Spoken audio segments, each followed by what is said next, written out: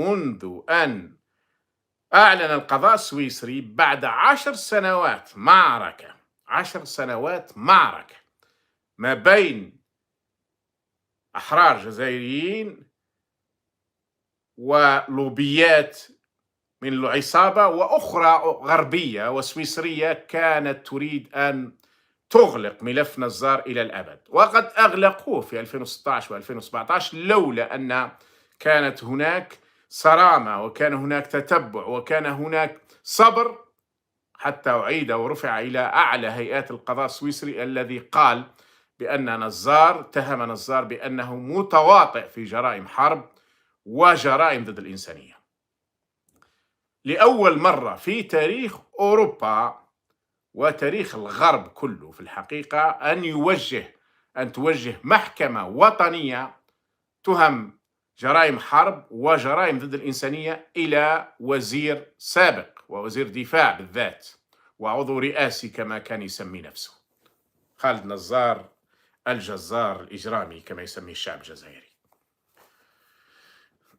وإذ توجه هذه التهمة له فكل الجنرالات الآخرين وكل كبار الضباط الذين اشتغلوا معه أو بعده يعرفون أن التهم ستصلهم، وهذا يرعبهم الآن رعبا شديدا.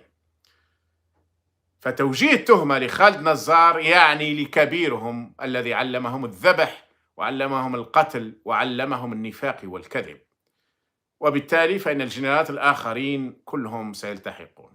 لن نتراجع أبدا في هذه المعركة.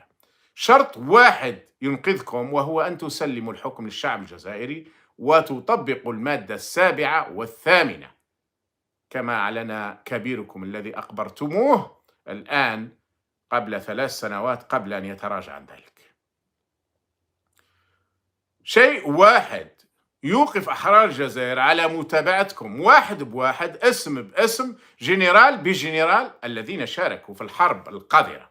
نحن لا نتحدث على كل الجنرالات، وإنما الذين ذبحوا وقتلوا وعذبوا ونهبوا واغتصبوا، فإن أحرار الجزائر لن يتراجعوا أبدا عن متابعتهم.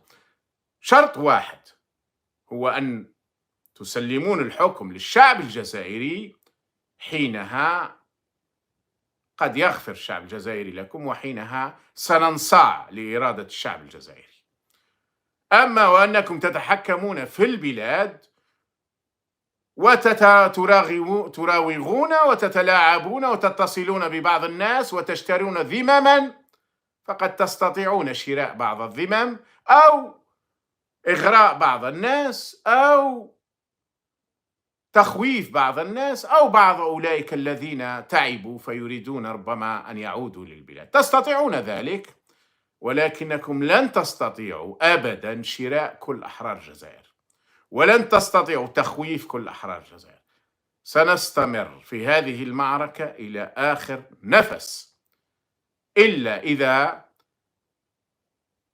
اعترفتم بحق الشعب الجزائري في تقرير مصيره، اعترفتم بحق الشعب الجزائري في الاستقلال وفي أن يحكم نفسه بنفسه، وليس كمشة عسكرية مافيا تتحكم في البلاد عن طريق المخابرات الإرهابية.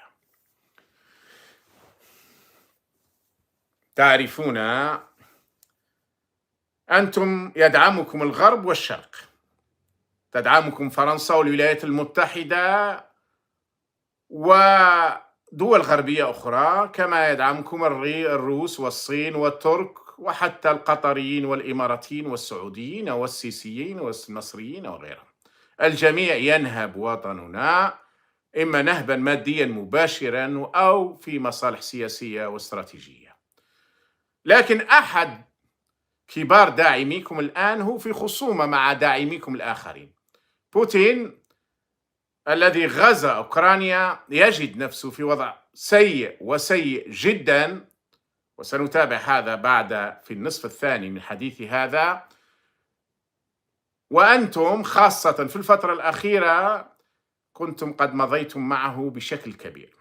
صحيح ستظل فرنسا تدعمكم وأمريكا تدعمكم بما أنكم تحافظون على مصالح القوى الاستعمارية، لكن أحد كبار داعميكم يوجد في وضع سيء جدا، خاصة هذا خطير على الجناح الروسي في الجيش الجزائري الذي يقوده قائد الجيش شنقريح. هذه المعركة التي تدور في أوكرانيا ستكون بإذن الله من فوائدها أن كثير من الشعوب ستتحرر من كبار طغاتها، لأن داعمي الطغاة في الغرب وفي روسيا مشغولون معركة كسر عظام بينهم. فقد اعتقد بوتين أنه ممكن أن يسحق أوكرانيا ويحتلها وتصبح بلدا تابعا له، لكن الغرب الذي ربما تركه يفعل في البداية هو ينقلب عليه. وهي روسيا وملايين الروس، عشرات الملايين من الروس يجدون حياة صعبة جدا جدا، فالروبل ينهار وأسعار ترتفع بشدة والأوضاع سيئة، وسنرى كيف أن بوتين ألقى القبض على عدد من كبار مساعديه داخل هيئات أساسية وخاصة داخل المخابرات FSB،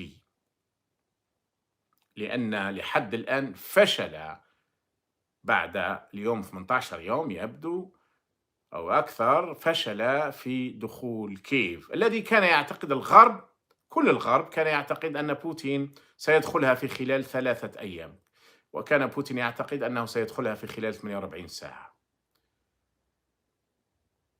أنصح شنقريحة والجناح الروسي داخل الجيش أن يفهم أن ما يحدث سيكون كارثة عليهم كيف ما كانت النتائج، وأن ما يحدث وهو صراع بين قوى كبرى استعمارية قد يكون وقد يفتح هذه التناقضات مجالا للشعوب المطحونة والمسحوقة من طرف الطغم التي تحكمها في المنطقة هذه كلها.